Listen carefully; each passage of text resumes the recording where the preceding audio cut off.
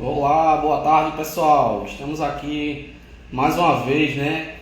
Iniciando a live e esse mês é o mês do meio ambiente e a gente está promovendo e convidando alguns amigos, né? E um deles, que hoje é o nosso convidado, professor doutor Celso Caldas, é um amigão nosso aí de longas datas e vem uma palavrinha que a gente gosta de utilizar aqui, desmistificar, né, o uso da vinhaça aqui com relação ao meio ambiente, né? E aí a gente vai iniciar essa live e aí a gente tem duas alternativas. Se você está ouvindo a gente pelo Zoom, tem a possibilidade de você ir para o Instagram, é o Instagram da Ambimetro, e lá a gente está transmitindo também ao vivo e quem está no Instagram, se quiser, tem um link disponível aqui para a gente para o Zoom. E é uma conversa que a gente vai tentar não se estender muito, mas tá aqui envolvendo as pessoas e principalmente quem a gente gosta, né? São pessoas que estão aqui no nosso gostariam de participar. A gente também vai ter a presença do Maurício, que ele é um cara que vai mediar aí as nossas perguntas, né? Já está aqui com a gente. Boa tarde, Maurício, tudo bom? Boa tarde, pessoal. Boa tarde, nossos seguidores aí da Ambinet. Os meus seguidores que estão aqui, vêm junto comigo aqui também. Principalmente o pessoal que quer saber mais sobre esse nosso querido meio ambiente, né? Como é que a gente cuida aí do nosso meio ambiente. Então, a gente está aqui. Boa tarde para todo mundo. Então, por aí. Joia. E aí a gente tá. Vamos aguardar um pouquinho aí a entrada do pessoal da Central Analítica aqui junto com a gente, no nosso Instagram. E por enquanto tá vindo muita gente aqui. Já agradeço de antemão as pessoas que estão tanto pelo Zoom quanto estão pelo Instagram. É um assunto muito bom, um assunto muito interessante. E a gente vai para essa ideia, uma ideia muito boa e válida em todo o âmbito, né? No âmbito nacional. Aqui a gente trabalha muito com cana-de-açúcar, né? No Nordeste e no Brasil hoje, que está se espalhando esse ótimo combustível aí, né? A gente vem através da cana-de-açúcar e a gente consegue tirar um bom proveito, né? Vamos dizer.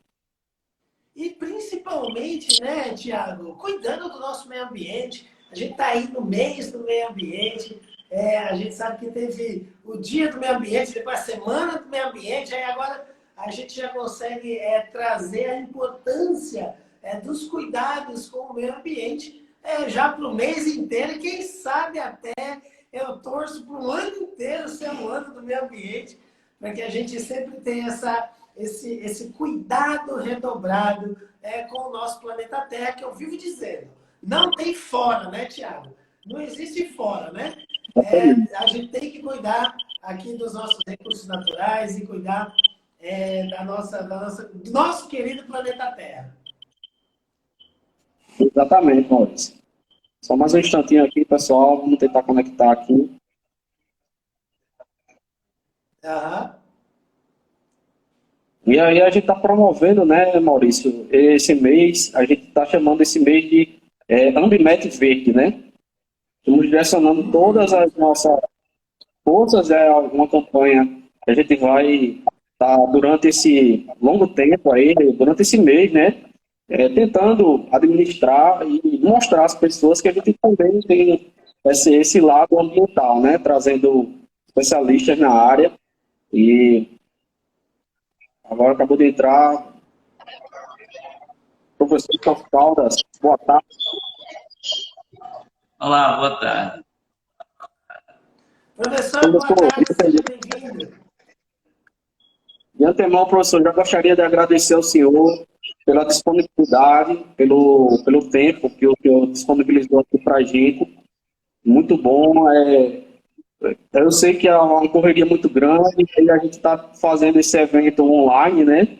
E está agradecer novamente ao senhor e está muito feliz pela participação do senhor nessa nossa campanha Ambiente Verde, que está aí para contribuir com o meio ambiente. Muito obrigado, professor.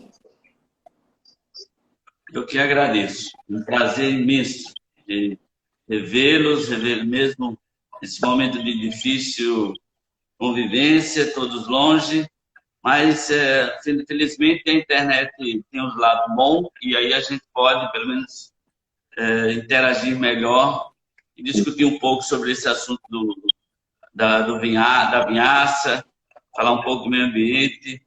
Eu é que agradeço. Na verdade, eu tenho outros agradecimentos a fazer. Joia. Talvez gostaria de começar agradecendo pelas pessoas que estão participando conosco. E eu estou muito feliz porque estou vendo aqui pessoas da Colômbia, pessoas da Venezuela, amigos nossos e alunos. Eu, durante um período entre 2018 e 2019, passei um tempo na Colômbia, onde fiquei muito positivamente entusiasmado com o país, com o povo colombiano.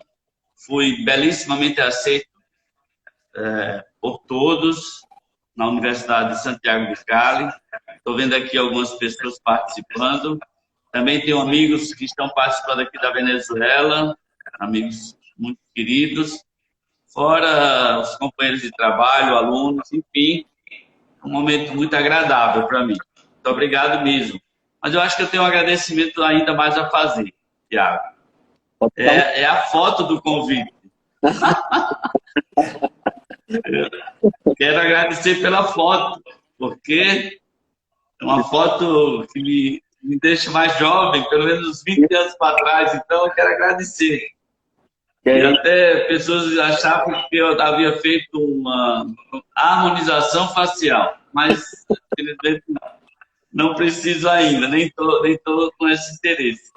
Mas algumas pessoas acharam estranho a foto. É uma foto de um livro, creio que vocês pegaram, um livro que foi publicado em 2005. Então, estamos falando aí de uma foto de 20 anos para trás, para quase.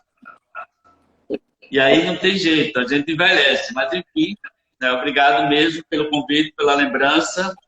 E se a sistemática já é para começarmos a falar da vinhaça em si, já podemos começar.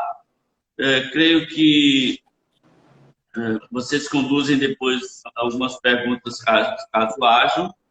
Isso. Né? E assim nós então podemos começar a conversar um pouco sobre esse efluente que foi, no início, tão preocupante e hoje termina sendo um apoio grande não somente às unidades, mas um apoio grande ao meio ambiente, no sentido de promover muitos benefícios ao solo, enfim. Então, eu acho que nós poderíamos começar essa conversa lembrando que, durante muitos anos, praticamente quase toda a história do Brasil, a cana-de-açúcar esteve voltada para a produção do açúcar. Nós sabemos que o açúcar não é nada mais do que a sacarose cristalizada, é um produto que tem viabilidade econômica a partir somente de duas culturas, que é a cana-de-açúcar e a beterraba. E assim, o Brasil, com a dimensão territorial que tem, situado numa zona tropical, que temos chuva e sol bem definidos, e enfim, pela própria cultura nossa de produção de cana-de-açúcar, vez que a cana-de-açúcar está ligada à nossa história. Foi através da cana-de-açúcar que o governo, a coroa portuguesa, tentou bloquear invasões como a de Portugal. Então, nós temos uma cultura, nós temos uma relação com a cultura da cana-de-açúcar que ela é secular, ela vem desde o nosso descobrimento. Então, a cana-de-açúcar sempre foi destinada à produção do açúcar. E olha, lembre-se que quando eu falo país tropical, é porque países que não têm esse ciclo de sol e chuva bem definidos, eles não conseguem cultivar a cana-de-açúcar. A gente pode citar vários. Canadá, por exemplo, lá acima dos Estados Unidos, um país que tem uma quantidade muito grande, tem um período muito longo de neve, de frio, não tem como cultivar cana-de-açúcar. Também os países do Oriente, no deserto. E a cana é uma cultura que ela necessita. Até, se a gente lembrar, a reação de formação dos açúcares, que é uma reação de fotossíntese, é uma reação que ocorre entre o gás carbônico e a água.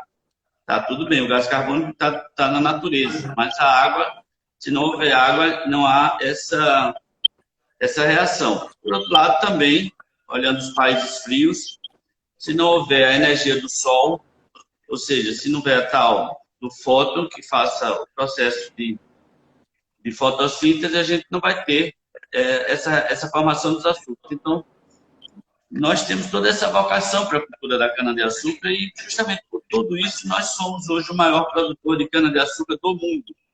Não haverá, em hipótese alguma, condições de perdermos esse posto e, assim, ser também o maior produtor de cana-de-açúcar, de açúcar do mundo. Então, somos o maior produtor de cana, somos o maior produtor de açúcar. E de álcool? Não, o álcool, o maior produtor continua sendo os Estados Unidos, então, a partir do... Mas nós vamos, muito em breve, nós vamos também assumir esse posto de primeiro lugar, porque nós estamos com um crescimento assustador na produção do etanol de milho, mais precisamente no centro-oeste, no estado do Mato Grosso. Então, nós vamos, breve, ser o maior produtor de cana-de-açúcar, o maior produtor de açúcar e o maior produtor de álcool do mundo. O que é que significa isso? Para nós técnicos, significa muito. Uma oportunidade de emprego constante, sempre portas abertas para os bons profissionais, obviamente. Significa que nós estaremos na vanguarda das comercializações em termos de economia. Então, é uma situação confortável, digamos assim, em termos de mercado e em termos de oportunidade de emprego. Bom, então, nós ficamos durante muitos anos com a cana totalmente voltada para a produção do açúcar e, logicamente, com as exportações. No Brasil, não, apesar de ser um país continental, a nossa produção é muito, mas assustadoramente maior do que o que nós precisamos de consumo. Bom, então, as exportações eram as saídas, né? E viabilizava muito, e ainda hoje, o setor de industrialização da cana-de-açúcar. Porém, aconteceu há 30 e poucos anos atrás uma situação que mudou esse cenário nosso, que foi uma guerra santa que aconteceu entre o Irã e o Iraque, a chamada Guerra do Golfo. E essa guerra fez com que os navios que abasteciam o mundo de petróleo, quando a gente fala petróleo, é querosene, gasolina, esses navios eram bombardeados e aí começou uma falta bastante acentuada, uma falta de combustível no mundo todo. E o Brasil não ficou alheio a isso. Nós tivemos esses problemas. E aí o Brasil, através do governo federal, numa iniciativa muito bacana, uma coisa que a gente fica muito orgulhoso, o Brasil criou o Programa Nacional do Álcool, ProAlco. Esse programa... Muito conhecido, né? Poderia muito falado, né, professor? Sim, o ProAlco foi gigantesca, né? Eu lembro na época, assim, um negócio... Sim. O Brasil inteiro falou sobre isso, né? Sim. O Brasil, então, o que acontece? O Brasil, naquela época, para minimizar o déficit de petróleo, o Brasil incentiva as usinas a criarem destilarias chamadas anexas e, ao mesmo tempo, incentiva os empresários a construir novas destilarias que são chamadas autônomas. Então, na verdade, aquele momento de criação do ProAlco, isso na década de 70, início da década de 80, essa situação, na verdade, muda completamente a matriz energética do Brasil. E apesar de nós ainda dependermos de importação de petróleo, mas o Brasil consegue, de uma maneira muito suave, suprir dificuldades quando nós temos abastecimento. Graças, obviamente, ao ProAlco, mas também aos nossos profissionais brasileiros, que desenvolveram, não a tecnologia de produzir álcool. Eu sempre digo para os meus alunos, fazer álcool se faz há séculos. Sim. Quando se fazia o vinho para consumo, aquela maneira artesanal de fazer vinho, quando se pegava aquelas uvas, colocava naqueles tachos de madeira e procurava os mendigos, né, da rua, tinham nos seus pés fungos, e ali eles pisavam aquelas uvas, ele estava, na verdade, fazendo o processo de fermentação e depois vinha a produção de etanol. Então, essa produção de etanol, produção de álcool, de uma maneira geral, isso todo mundo já sabia fazer. Mas o Brasil foi que saiu na frente na produção do carro a álcool. Esse, sim, foi o grande diferencial. Nós conseguimos substituir totalmente os carros movidos a gasolina por carros movidos a etanol. E, apesar disso ter sido um fato positivo, causou um medo no programa, de uma forma geral. Ficou um programa um pouco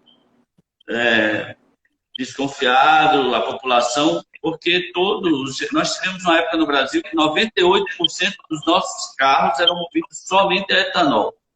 E aí isso também não é bom. E aí, novamente, o Brasil se reergue com o aparecimento do carro flex. E hoje nós temos aí esse carro flex, que você, dependendo dos valores de preço de combustível, você escolhe o que você quer colocar. E talvez hoje, né, professor? Então, isso ajuda muito essa matriz energética como um todo. Bom, mas naquela época, então, houve esse Proálcool, foi um programa maravilhoso, e aí todos nós começamos a desviar parte do nosso canavial para a produção de etanol, mas aí apareceu um fato novo, que era como lidar com um efluente de um volume imenso. Até porque, né? Como nós íamos lidar com... Professor Perdão. Celso, eu até imagino, né, esses primeiros momentos aí de movimentação, porque assim, como bom administrador que sou, eu entendo uma coisa de oferta e demanda. Esse negócio aqui, eu não sei muito esse negócio de fazer álcool, não, porque isso aí eu deixo com o Thiago, que ele é químico, essa coisa toda, que entende aí dos processos. Mas eu imagino que deve realmente ter sido até, né, por toda essa questão do proálcool, e aí a gente vê que, claro, uma produção que já era milenar, né, não sei nem se eu posso chamar milenar, mas como o senhor explicou essa questão do vinho, mas assim, a gente já tinha técnica, né? Então, quando vem a questão de oferta e demanda, o mercado se aproveita disso e aí a coisa deslancha. E aí é muito interessante isso, porque a gente vem conversando várias vezes nas nossas lives que essa intervenção humana na natureza, né, que é super comum, super necessária, ela sempre produz algum tipo de poluente. A gente já comentou sobre isso. Vários poluentes são...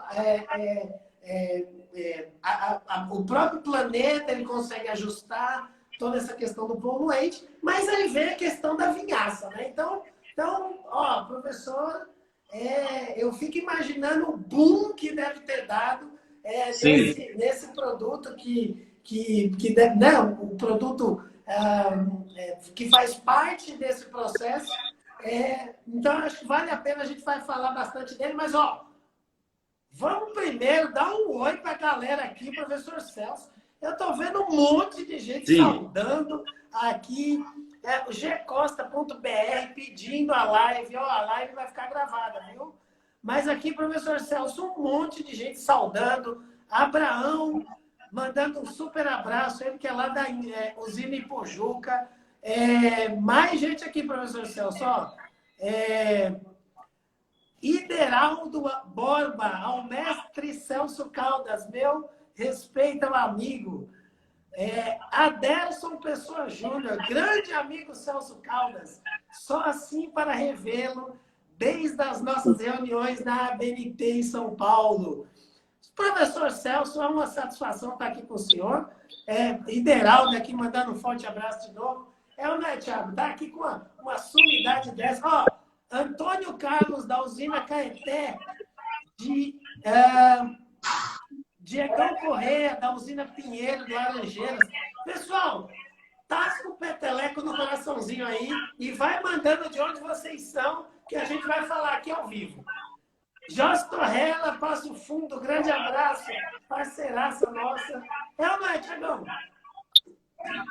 Isso aí. Agradecer aqui, pessoal. Você que conhece o próprio Celso Castro, ele é uma comunidade aqui. No Brasil, posso dizer, até no Brasil também. Essa é uma comunidade que ele conta muito bem. Eu posso chamar para foi meu professor no IPAL, anos atrás, mas e hoje ele é muito respeitado em todas as usinas do Brasil.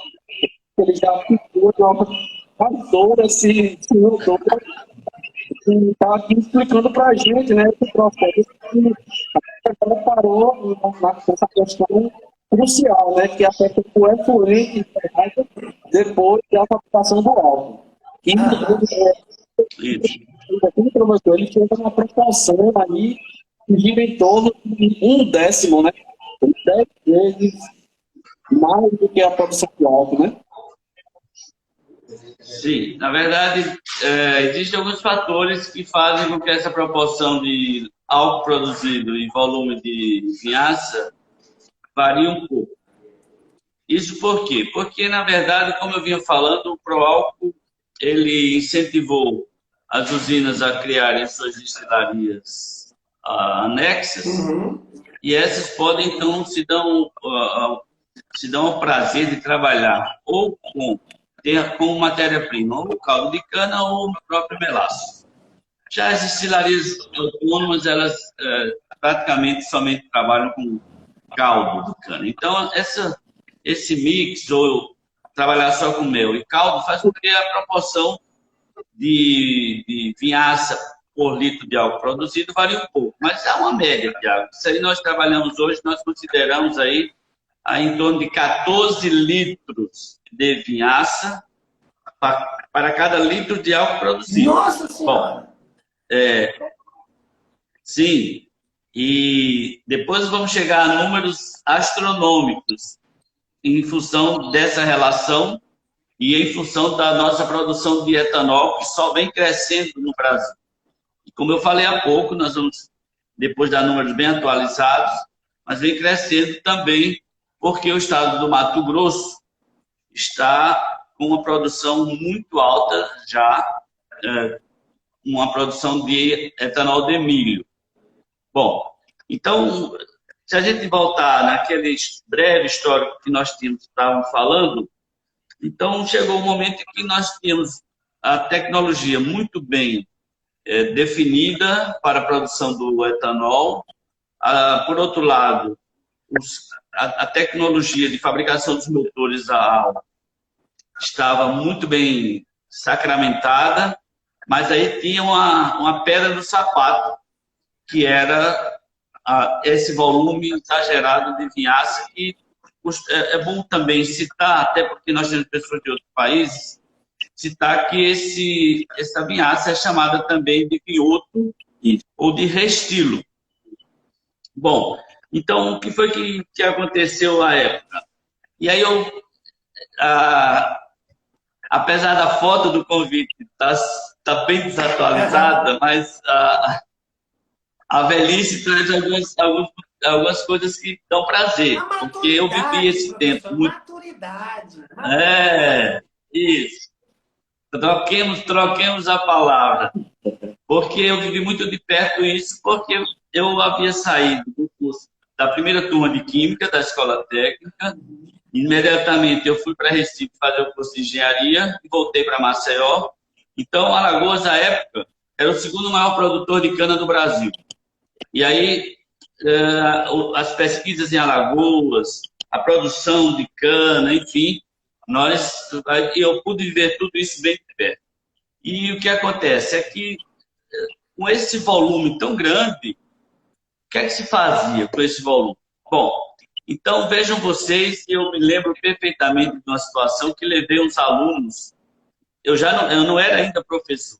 Hoje eu sou professor lá do Instituto Federal, estamos já no patamar de professor titular, mas na época eu não dava aula, mas recebia aqui no nosso laboratório turmas de alunos, eu já como engenheiro, para levar para conhecer usinas e destilarias.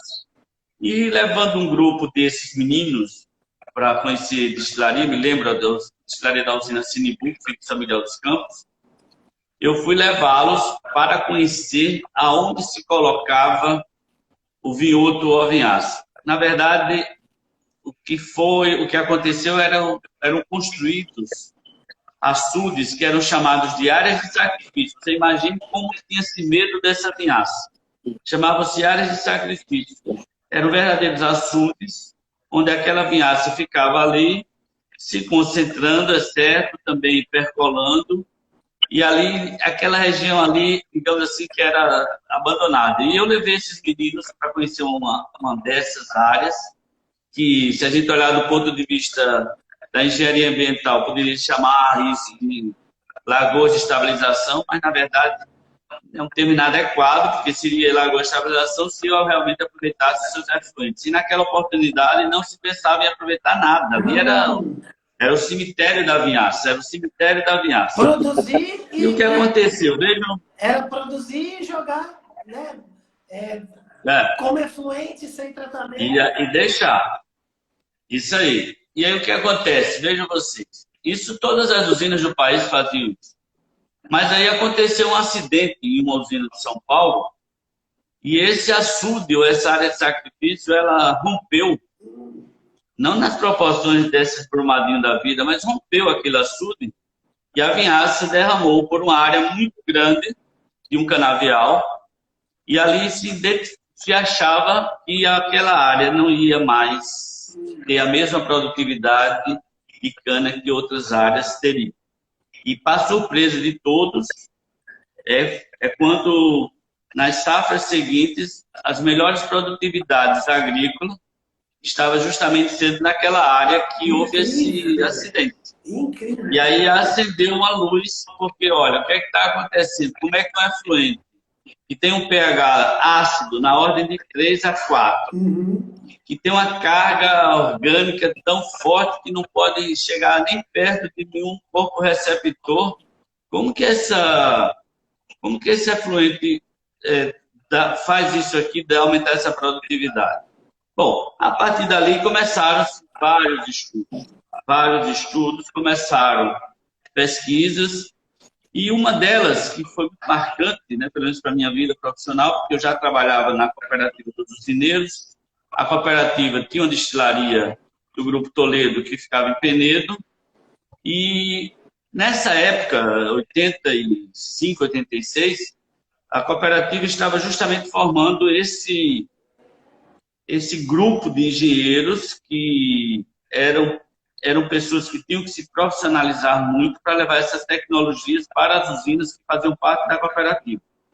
E vejam vocês, foi uma preparação muitíssimo bem estruturada, porque nós tínhamos que sair do país, na maioria das vezes. Eu mesmo fui para a Austrália, outros colegas foram para a África do Sul estudar a parte de extração de moeda, mas a preocupação ambiental ela existia. E um colega nosso, né, um engenheiro chamado Bruno Moura Rocha, ele foi justamente estudar biodigestão anaeróbia na Holanda, com um professor famoso chamado professor Lettinger. E por que ele foi para lá? Porque o professor Lettinger, lá na Holanda, eu acho que na cidade de Roterdã, o professor Lettinger estava fazendo um tipo de reator de fluxo ascendente. E aí ele estava fazendo um tratamento... Professor, que negócio é esse? Eu estava entendendo até um momento aí, mas que negócio é esse de reator, não sei o que é aí? Explica pra gente aí. O que é esse negócio? Faz parte do tratamento? Na verdade, é assim, eu sou um bom aluno, Eu vi que não devemos usar esses termos tão técnicos nessas conversas. O Thiago me mandou E assim eu estou ciente, mas não tem como falar de biodigestão anaeróbia, que é sem oxigênio, e não tem que falar de reator e os tipos de reatores. Então, aonde se dá a biodigestão anaeróbia é num reator, e fluxo ascendente é porque o efluente ele sobe, e à medida que ele vai subindo, vai degradando a matéria orgânica, e aí nós vamos decompondo aquela matéria orgânica, e aí vamos tendo os objetivos. Massa. E aí, essa ida do Bruno para a Holanda, e esse trabalho com o professor Letting, que fazia lá o trabalho de biodigestão anaeróbia com águas industriais de uma fábrica de açúcar de beterraba, esse foi muito interessante, porque me levou a fazer um mestrado em Campina Grande e trabalhar com um holandês chamado Adrianus van Handel, que também era discípulo desse professor Letting. O professor Letting, sem dúvida, é a pessoa mais famosa em termos de biodigestão anaeróbia do mundo. E olha que maravilha agora para vocês que querem sair um pouco de cana-de-açúcar. O projeto que o professor Adriano fazia não foi o que eu fui trabalhar, mas o projeto que ele desenvolvia na Universidade Federal de Campina, na Universidade Federal da Paraíba, em Campina Grande. O professor Adriano conseguiu, através da universidade, prefeitura, criar um biodigestor, né? E recolhia, então, todo o esgoto de uma favela chamada Pedregal. O esgoto era recolhido, era feita a biodigestão anaeróbia, porque, na verdade, a gente fala assim, a biodigestão anaeróbia, mas qual é o objetivo da biodigestão? É a produção do biogás. Nós temos que produzir um gás, que é uma fonte de energia, e esse gás é produzido de forma gratuita pelos micro-organismos para nós. Então, lá em Campina Grande tinha esse projeto, mas o mais importante de tudo e mais bonito de tudo é que não era só fazer a biodigestão anaeróbia do esgoto da favela, mas foi feita uma cozinha comunitária. Puxa, que legal! E o gás do biodigestor, ele ficava queimando em fogões por todo o dia, e as pessoas da favela, então, se não é que não precisavam comprar, minimizavam muito o consumo do gás. E aí é uma ação social tremenda, e as pessoas levavam comida para cozinhar nessa cozinha comunitária. Olha, isso foi muito legal, e tudo isso tem a ver com esse processo de biodigestão anaeróbica.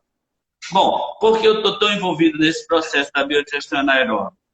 Porque na usina Paísa, na destilaria Paísa, na verdade, nós fizemos um reator de 11 mil metros cúbicos. Nossa, e depois, na sequência,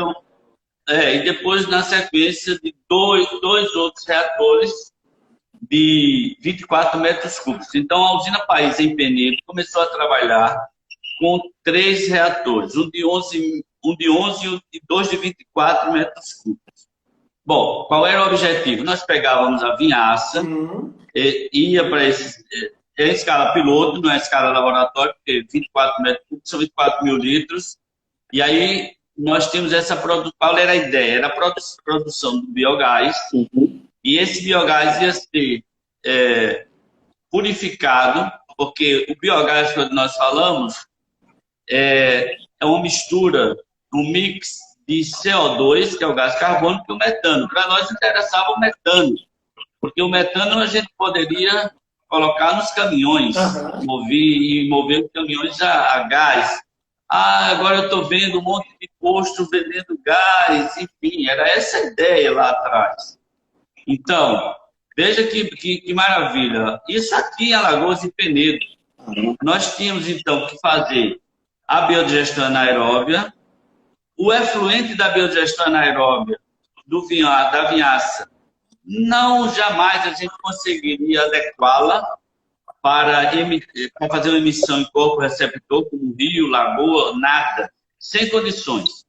Só para a gente ter uma ideia de valores, principalmente para as pessoas que estão nos escutando. Eu gosto dessa parte dos valores. Eu gosto dessa parte de valor. Há muitos anos, Alagoas, na verdade, o IMA criou uma portaria para a emissão dos efluentes do polo aqui em Marechal Deodoro. Preste atenção, eu vou pegar só um valor, que é a DQO, né, que mede a demanda química de oxigênio, que na verdade estima material orgânico daquele efluente. Dizia a portaria do IMA, efluentes com DQO abaixo de 150 miligramas por litro, abaixo de 150, poderiam ser colocados nos rios. A DQO da vinhaça é, em média, 60 mil miligramas por litro. Então, não existe nenhum tratamento que pudesse trazer de 60 mil para 150 e um efluente com um volume desse. Então, não tinha tratamento. E o que é que fazer, então, mesmo fazendo a biodigestão anaeróbia, mesmo tendo esse gás, o que é que nós vamos fazer com este efluente? E a ideia, e assim foi feito, não é nada utopia. Isso foi feito tudo na Paísa, e existem os históricos, existe tudo. Aquele efluente que saía do reator, ele era usado para piscicultura. Porque a vinhaça tem uma quantidade, quando do nitrogênio, uma quantidade de proteína muito grande. Não é à toa que um dos projetos de aproveitamento da vinhaça é na produção de proteínas, sejam em pellets, seja em outra forma de ração. Show. Ou seja, o processo de biodigestão anaeróbia foi uma coisa assim que foi muito legal participar, contar essa história, de estar presente lá e ver tudo isso. Mas, infelizmente, foi um projeto que não avançou. Ué, por que não, professor? Por alguns motivos. Por que não, professor? Eu estava gostando tanto. Ó, Porque nós não estávamos interessados. Nós não estávamos interessados no efluente, na piscicultura. Nós queríamos o gás, nós queríamos o biogás, os caminhões transportarem, fazer todo o trajeto de cana e entre o campo e indústria através movidos a gás, como alguns ônibus de São Paulo fazem isso, com biogás de biodigestão anaeróbia, com o gás com biogestão de esgoto doméstico. Então, não foi para frente, infelizmente. Bom, muitos outros projetos de aproveitamento da vinhaça foram desenvolvidos e eu quero dizer, vejo aqui no chat, muita gente de universidade, de escola, não está fechada. Nós vamos chegar ao final daqui a pouco dizendo assim, olha, o problema da vinhaça está resolvido. Não precisa mais nos preocuparmos em termos de meio ambiente, em termos de poluição. Não precisa. E isso é muito bom para o setor. Mas não significa que não se faça, não precise fazer mais nada. Né? Pode se fazer. É um efluente em potencial tremendo, em função da matéria orgânica que tem, em função do seu volume que nós temos. Então, vários outros projetos a gente pode citar, eu até cheguei a selecionar alguns aqui para não perder. Mas, por exemplo, houve um projeto muito interessante de fermentação não anaeróbia, mas uma fermentação aeróbia, ou seja, com um fungo que era na presença do oxigênio, mas para a produção de proteína. Hoje, em alguns países como a África do Sul e a Austrália, usam a vinhaça em pó para enriquecimento de ração. Mas como é que isso em função da quantidade. Mas como é que ele deixa? Então, alguns projetos. Então, tem vários projetos. Tem uma secagem chamada secagem por otimização.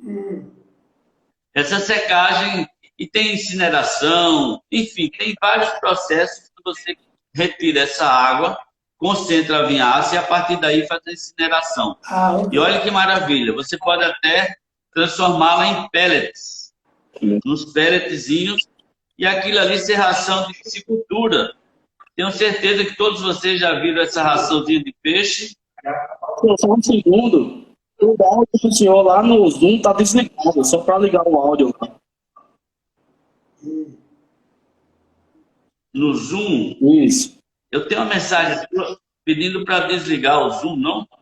Não. Para desligar o áudio do Zoom? Não. O áudio, o microfone. Deixar o microfone do Zoom ligado. Vai ligar o áudio do Zoom. Acho que agora sim. Agora sim. Voltou. Na verdade, havia caído a internet aqui e ele voltou e ficou desligado. Ah, tá. Então, resumindo, nós temos ainda, para o meio acadêmico, e diante do potencial poluidor que a Vinhaça tem, isso nós não podemos negar. Ora, um efluente tem de 54 mil a 60 mil DQO, é um efluente absurdo em termos de potencial. Eu estou só ajustando aqui, mas enfim, é um poluidor em potencial. Com certeza. Mas nós temos agora sim, acho que está tudo ok, não, Thiago? Aqui eu estou falando para vocês, tá tudo, aqui eu tenho vários assessores aqui ao meu lado, porque se eu errar alguma coisa, eu peço ajuda aos universitários. Vamos aproveitar e dar aquele oi para as pessoas que estão aqui interagindo. O Anderson, lá da ANP de Brasília, está falando aqui com a gente. Maria Rosa Lobo, boa tarde. Ideraldo, mande um abraço para o Celso. Ó, teve um monte de gente que respondeu a chamada aqui, ó. Antônio Carlos, da usina Caeté. Diego Correia, da usina Pinheiro. Paula Roberta, da usina Central de Olho d'Água. Energética, lá de Serranópolis, Goiás. Tiagão, a gente está indo para Goiás, Tiagão, olha ali, ó. Gêner, da Central Analítica, nossos parceiros aí. Shirley, grande abraço ao professor Celso. Celso Caldas, grande mentor para tantos os apaixonados pelos processos sucroenergéticos. Até eu estou ficando apaixonado depois de uma aula dessa aqui. Muito obrigado, Jadiel. Aqui do pessoal comentando. Shirley também teve a honra de conhecer o professor Celso. Eita lasqueira. Ó, o pessoal comentando. Um abraço aí para o pessoal que está entrando agora. A gente também está ao vivo lá no Zoom, no link que foi anunciado aí anteriormente, mas agradeço também ao pessoal que está entrando aí em contato. Ideraldo trabalhou comigo há um tempo atrás nas usinas, muito bom. Um grande amigo de grandes épocas boas.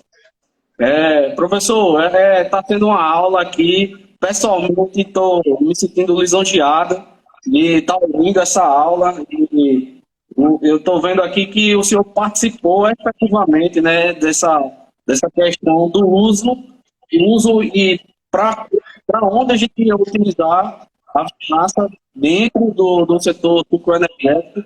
E hoje a vinhaça faz parte da rotina das usinas. E essa história vai chegar em um lugar que a gente está esperando, né? Na aula pode ser o que é interessante, muito interessante para a vinhaça. Isso. E aí, Tiago, depois de vários projetos que eu espero que continue a se desenvolver nas academias, né? Porque nós estamos considerados resolvidos com esse afluente, mas pode-se agregar muito valor à vinhaça, como fazemos hoje com o bagaço de cana. Hoje você tem produção de etanol de segunda geração a partir do bagaço. Isso a gente nunca vai ter. Que é isso? Isso aí, São Miguel dos Campos está lá, o álcool de segunda geração a partir do bagaço. Isso. Nós temos hoje uma grande quantidade de padaria, de pizzaria, tudo com esses fornos funcionando à base de pellets, de bagaço. Então, o que significa isso? É agregar valor. E mesma coisa pode ser feita também com a vinhaça. Agora, fala-se muito, então já está resolvido? Está. Por que está? Nessa busca de encontrar a saída para a vinhaça, desse medo, porque realmente, olha, se a vinhaça chegar a um corpo receptor, é um estrago, hein? Não podemos esquecer isso. Isso não se pode esquecer. Mas por que ele é tão letal?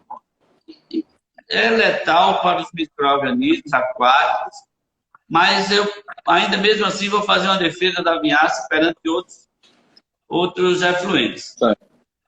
A vinhaça ela tem esse poder poluente mas em função da sua carga orgânica, que é muito grande. Mas olhe bem, longe de nós termos metais pesados, como é os efluentes de garimpo, por exemplo, que o mercúrio é acumulativo, causa uma série de problemas na saúde e não tem jeito. A vinhaça não. O que pode acontecer é a gente ter um problema, um espaço de tempo longo, talvez, logicamente, dependendo das condições de emissão, se for por muito tempo, um período de anaerobiose grande, ou seja, tudo aquilo que usar oxigênio vai morrer, mas ele vai se autodepurar, esse rio vai voltar a ter as suas condições ambientais perfeitas, diferente do efluente desses que nós temos por aí, né? De álcool químico, de petroquímicas. Bom, então, hoje o que é que significa, Tiago? Significa que eu já escutei de diretor de usina dizendo assim, queria eu ter mais vinhaça para fazer minha fertirrigação. E aí nessa busca, né? Eu vou fazer um comentário, vou contar uma história. Essa história é com E, não é com H. Que eu falo sempre para meus alunos, mas é para a gente ter a ideia do que é a vinhaça para o meio ambiente. E eu falo, às vezes, em aulas assim, digo, olha, você quer matar o peixinho lá do seu amigo que lhe fez raiva? Você vai colocando diariamente ali uma colherzinha de açúcar no aquário, que o peixinho ele vai sucumbir, não vai para frente. Mas por que isso? Porque, na verdade, quando a gente vai colocando esse peixinho ou esse açúcar no aquário, o açúcar é uma cadeia de matéria orgânica, C12, 12 carbonos. Então, esse açúcar vai se decompondo. E como ele vai se decompondo? Pela ação de micro-organismos aeróbicos que passam a trabalhar para degradar essa matéria orgânica. E aí, como ele trabalha mais, ele consome mais oxigênio e o nível de oxigênio ele tende a chegar a zero, e aí é a condição letal para os aeróbicos. Então, isso é o que pode acontecer. Né? Mas o que é que fazem lá no aquário? As bombinhas de aquário, de oxigênio. Então, na verdade, logo elas se recompõem. Então, é uma preocupação sempre, né? A legislação ambiental está cada vez mais rígida. Eu vi que vocês tiveram lives aí com pessoas ligadas à área ambiental, de monitoramento ambiental, de licença ambiental. Então, nós estamos amparados, nós como usuários desse meio ambiente, estamos amparados por essas leis, mas estamos muito atentos para que isso não venha a ocorrer. E até porque, vejam vocês, é uma questão social. E o setor da cana-de-açúcar, ele tem certos mecanismos que eles fazem com que a parte social seja vista também, não só ambiental, não só econômica, mas a parte social também. Vou dar um exemplo claro. Existe um tipo de açúcar, que é um açúcar que vai ser refinado, vai ser reprocessado, para não usar termos técnicos que já me pediram para não fazê-lo. E esse açúcar vai ser reprocessado, e ao ser reprocessado, e esse açúcar, né, é um açúcar era chamado Demerara, hoje, por ele estar numa qualidade melhor, é chamado VHP, que são as iniciais de Very High Polarization. Então, esse açúcar só pode vender para os Estados Unidos no Nordeste. Existe uma chamada cota americana. Mas por que os paulistas ou outras pessoas não podem vender esse açúcar? Por uma questão social. O custo de produção nosso aqui é muito maior. Nós temos áreas mais acidentadas, nós temos dificuldade de colheita mecanizada. Então, o que é que o governo faz? Ampara esses empresários, ampara o setor dessa forma. Né? Então, ou seja, nós estamos atentos a essa questão de contaminação hídrica, de que a vinhaça chega ao campo. Isso não, assim como outros efluentes, como água de lavagem de cana, como águas industriais. Mas, enfim, e qual foi a saída para esse efluente tão poluidor e de uma produção tão elevada? É a fertirrigação.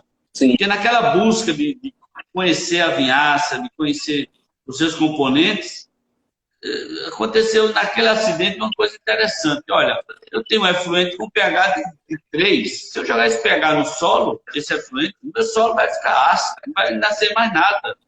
E aí, olha, para você, Maurício, que não é químico, mas vai ser, depois de hoje. Vai ser meu aluno, quem sabe, mas não demore.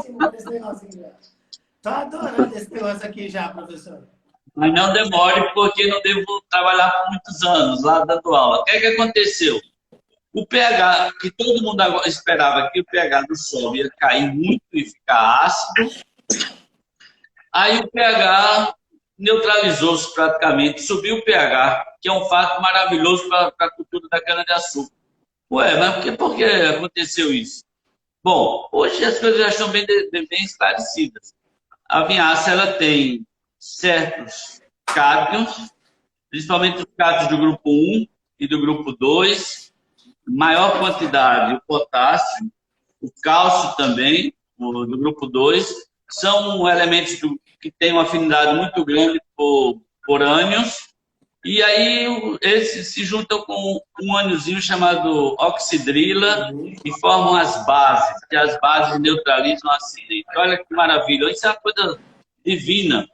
Não é à toa que esse processo todo de produção de etanol a partir da cana-de-açúcar é chamado de energia renovável, uma coisa que a natureza nos dá.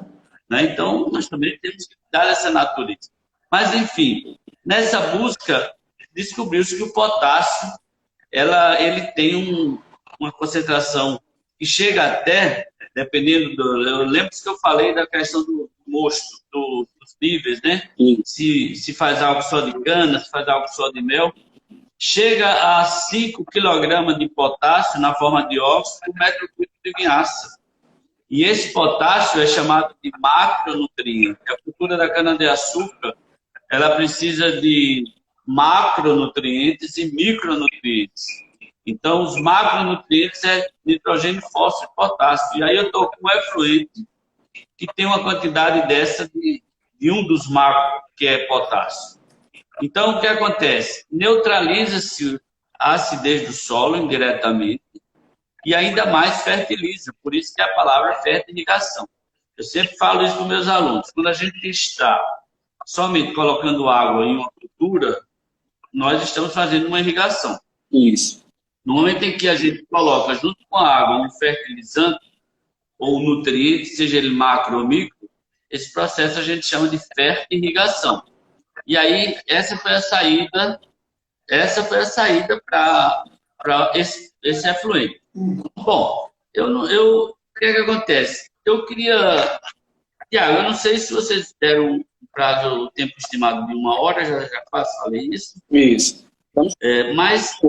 Estamos chegando no finalzinho do tempo. Acho que a gente só tem mais 5 aqui para poder encerrar. A aula está tão boa, professor, que a gente até esqueceu de olhar um negócio aqui de relógio, disso aqui. Não, mas... A gente está tão apaixonado pelo assunto aqui, imerso, que a gente até...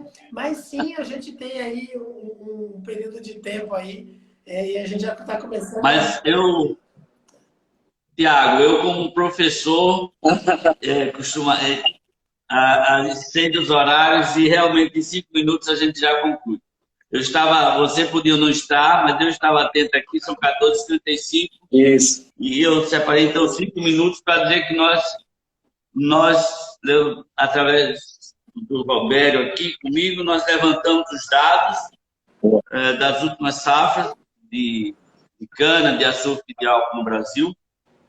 Olha, nós tivemos um incremento na nossa produção de etanol de 7,5% da safra passada em relação da safra de 2018-19 em relação à safra 19-20.